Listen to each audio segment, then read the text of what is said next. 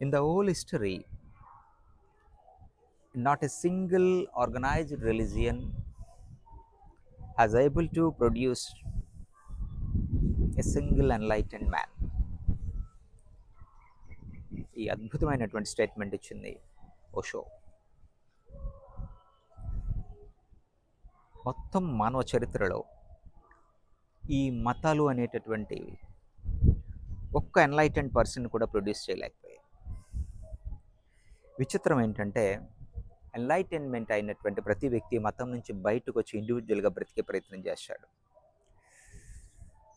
వాటి నుంచి ఆ గ్రహించినటువంటి జ్ఞానం నుంచి ఈ ప్రజల్లో విప్లవాత్మకమైనటువంటి మార్పు తీసుకురావాలని ప్రయత్నిస్తాడు.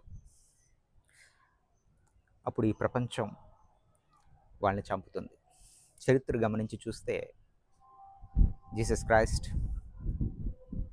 సిలువ వేసి చంపారు. మహమ్మద్ ప్రవక్త రాళ్లతో కొట్టి తరిమి తరిమి కొట్టారు. సోక్రటీస్కి విషం ఇచ్చి చంపారు. ఇలా చెప్పుకుంటూ పోతే ఈ ప్రజల్లో ఆలోచన ధోరణిలో, జీవన విధానంలో విప్లవాత్మకమైనటువంటి మార్పులు తీసుకురావాలని ప్రయత్నించినటువంటి ప్రతి ఒక్కరిని కూడా ఈ ప్రపంచం చంపింది. ఈ ప్రపంచానికి కావాల్సింది ఏంటో తెలుసా? బానిసలను తయారు చేయటం.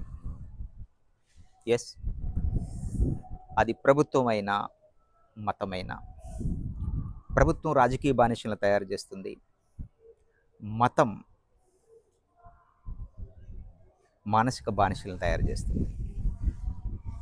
ఈ రెండిటి లక్ష్యం ఒకటే, ఏదేమైనా మనిషిని బానిసగా ఉంచుకోవటమే. మనిషిలో మార్పు వస్తే వాటి మనుగడ కష్టం అవుతుంది. చరిత్ర గమనించి చూస్తే మొత్తం యుద్ధాలన్నీ కూడా వీటి గురించి జరిగింది. ఇక్కడ మనిషి మార్పు కాదు కావాల్సింది, రాజకీయ మత మనుగడ. ప్రజల్లో ఈ మత మౌఢ్యము, ఈ రాజకీయ బానిసత్వము అనేది ఉంటేనే వ్యవస్థ కొంతమంది చేతుల్లో నడుస్తుంది.